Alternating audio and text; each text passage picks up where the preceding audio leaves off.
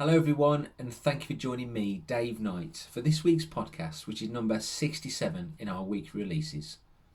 A huge warm welcome to you all as we get straight into this 9 p.m. Sunday Settler.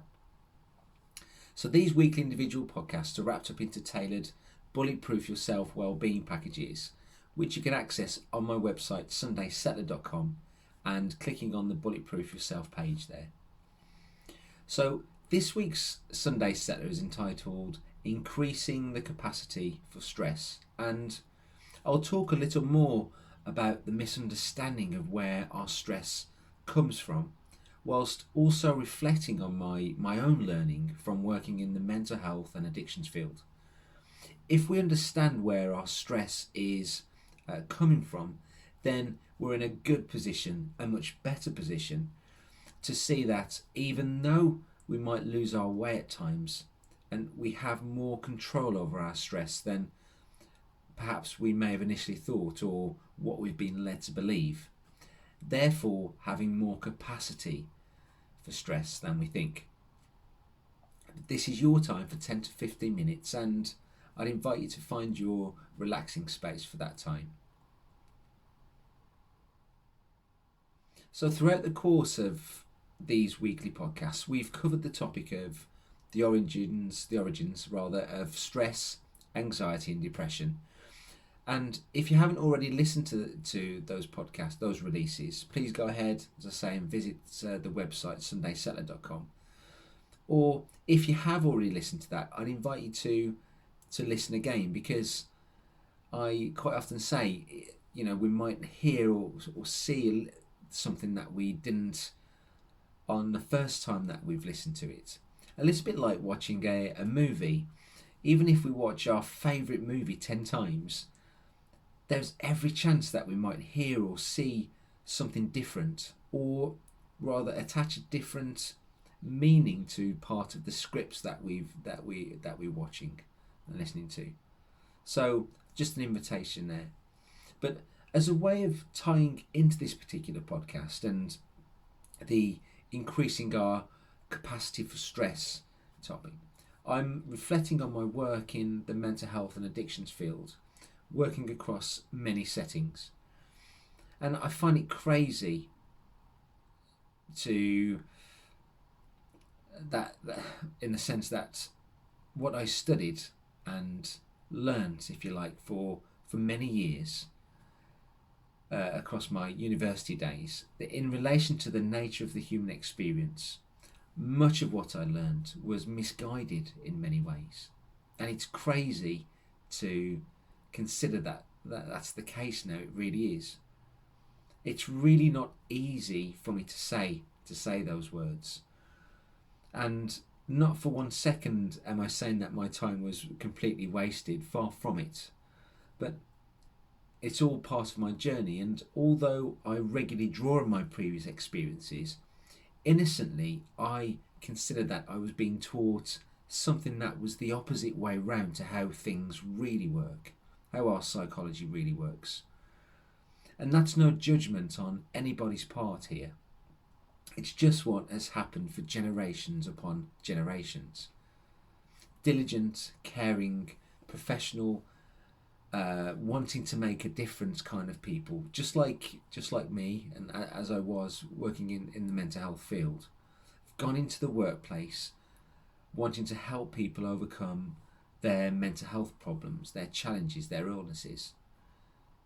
And mental health services are in disarray, being reconfigured and then being reconfigured again to perhaps what they originally were, and so on, with the aim of being more effective. And in my opinion, it won't change until we realise we're looking in the wrong direction as to how we support people. And this leads me to increasing our capacity for stress. And it's useful to consider a bucket that is full of our stress. And if this analogy hasn't been explained to you in the past, the bucket that we're imagining now is essentially a person's ability, capacity to handle stress. And if it's safe to do so, please take a moment to close your eyes and consider what I'm about to, the few questions that I'm about to ask you.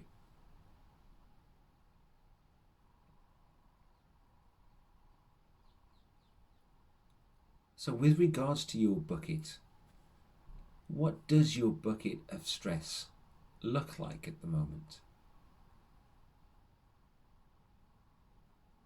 How big is your bucket?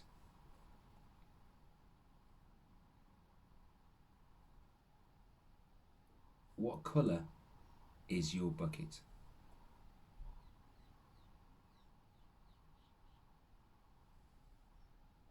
And what shape? What shape is your bucket?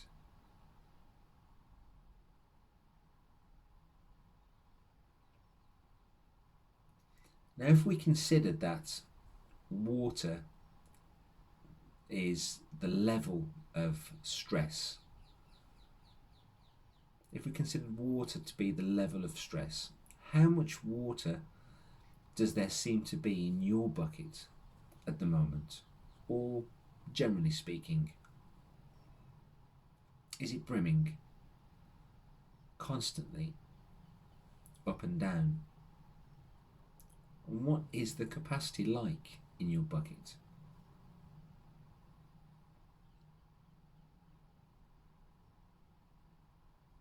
What tends to fill your bucket up with stress?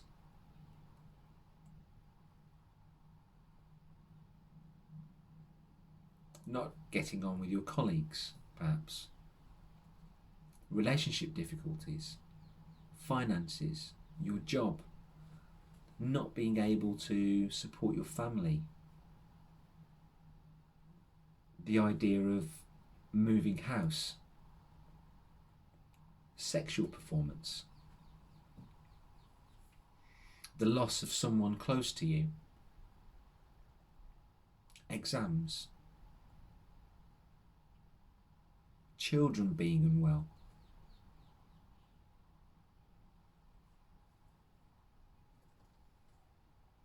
Now, imagine that you have some holes or water taps in your bucket. These holes or taps are the typical ways or coping mechanisms, let's say, that you might turn to in order to empty the bucket or relieve the stress.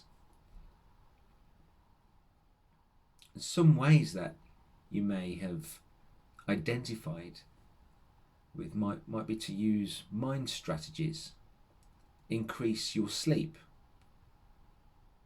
exercise more often,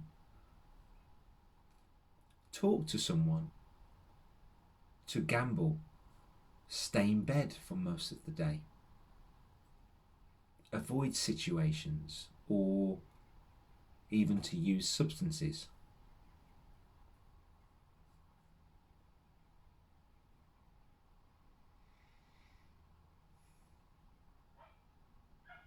It's good to take stock sometimes and to get a picture of the bucket, our bucket of stress, that we carry around with us and the capacity within that bucket. Now, when you're ready, please open your eyes and take notice of where you are once again.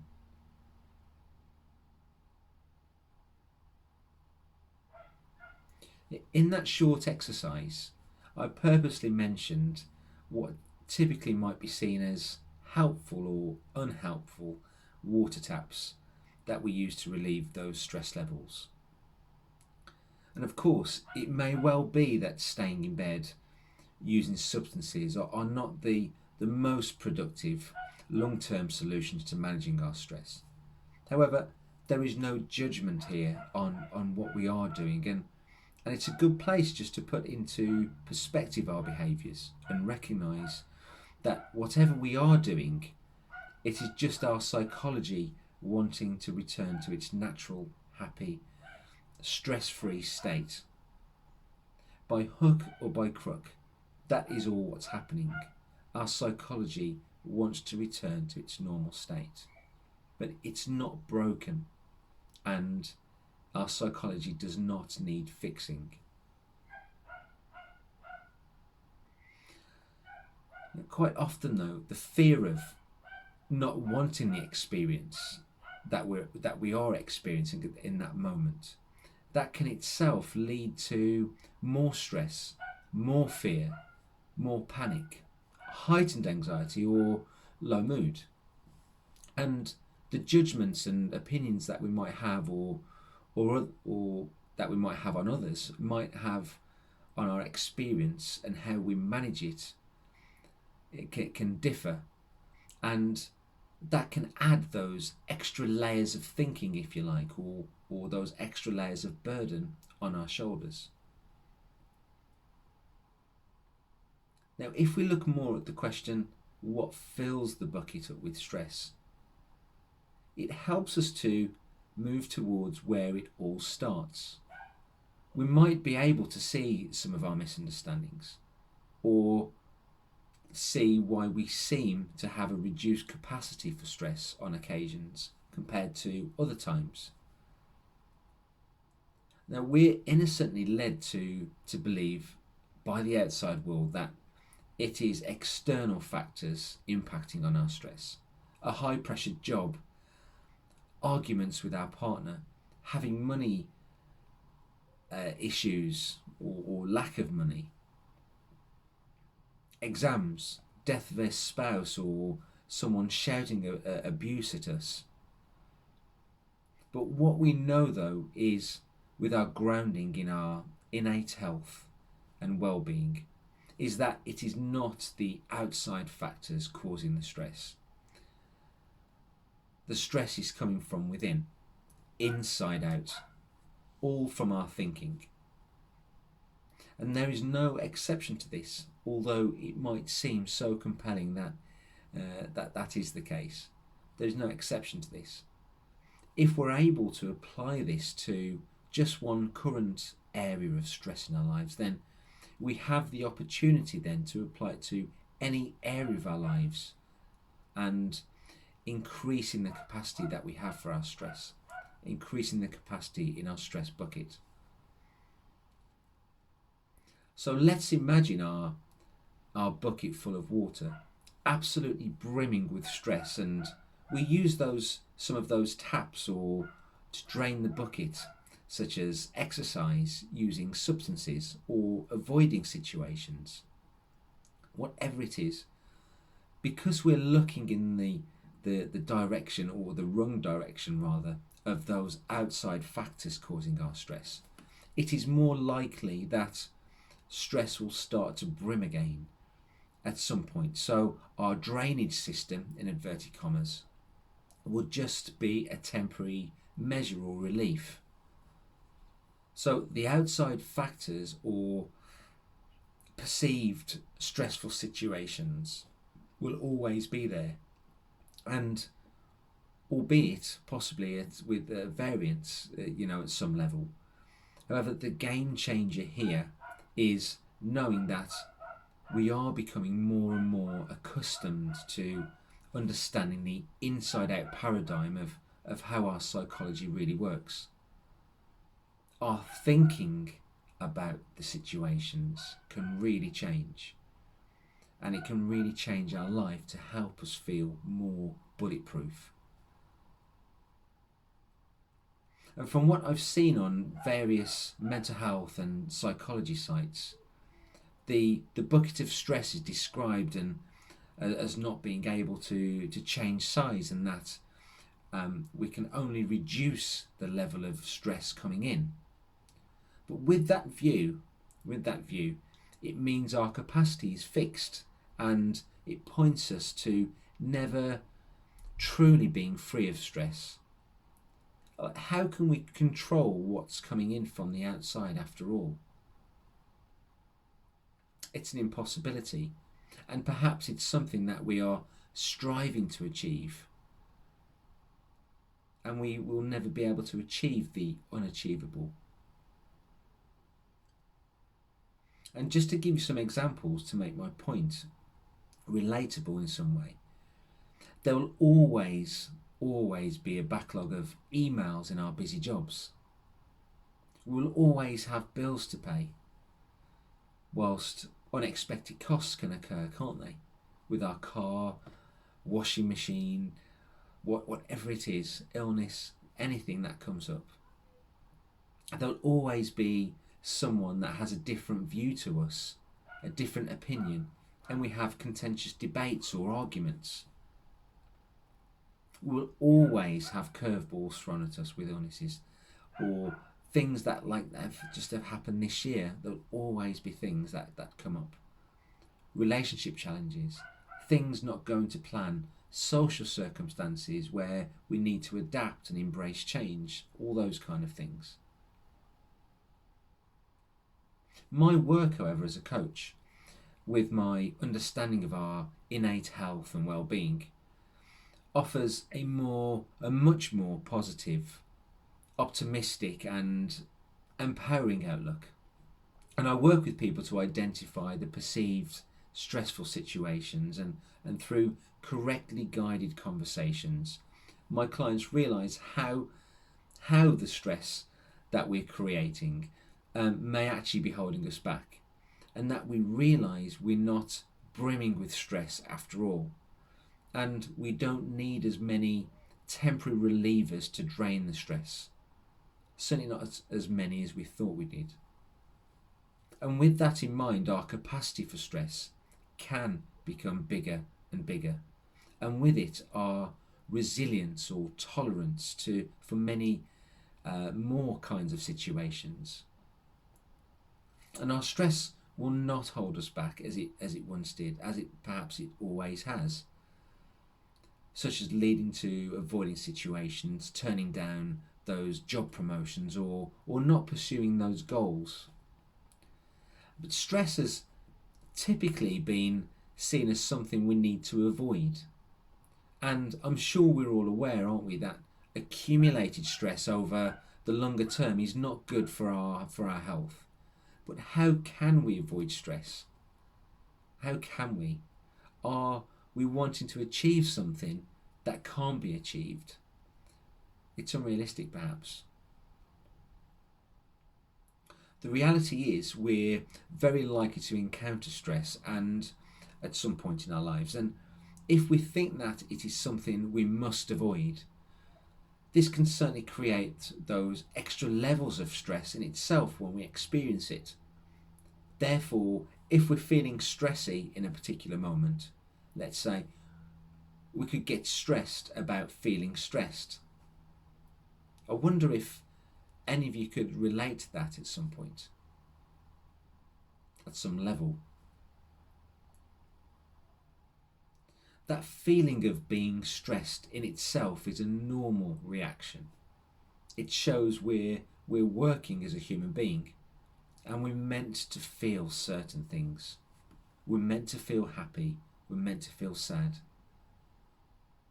we're meant to feel stressed, we're meant to feel anxious, we're meant to feel low at times.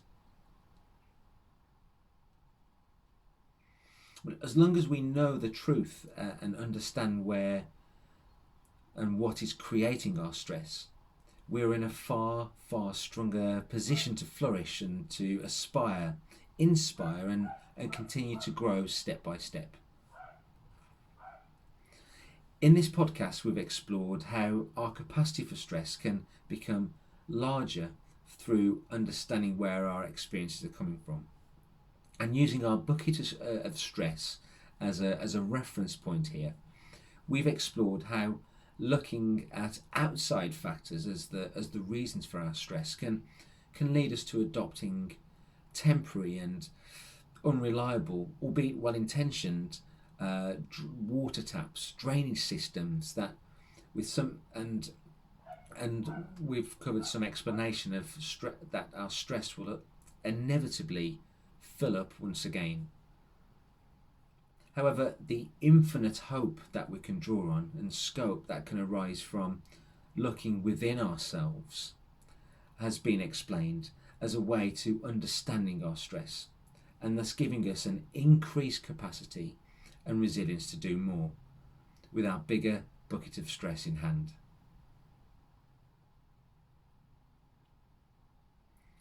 Thank you ever so much for listening or to this podcast, or watching this particular podcast, and throughout this series also. And if it has been of interest or useful to you in some way, please continue to like and share and follow across your platforms, and perhaps give someone else a nudge to have a listen to one of these podcasts and see if it's of use to them also. Continue to subscribe. Suggest that people subscribe to our newsletter via sundaysettler.com. If you haven't done so already, please go ahead, or invite somebody else to also. And if you're feeling a little lost or stuck at the moment and think you would benefit from an initial call with someone regarding a challenge in your life, a challenge in your life, call me and we can take it from there. And if you quote stress capacity 10, you'll receive a 20-minute free intake call, 10% off your first full session with me, and availability over the telephone for an additional 15 minutes in between sessions, just to clarify and recap anything that we've discussed in our conversation. So thanks again for listening to this podcast, and sorry for the noise in the background, can't be helped. The joys of recording podcasts, I'm afraid. But look forward to speaking with you sometime next week, and releasing the next week's podcast also. Have a good week. Speak to you soon.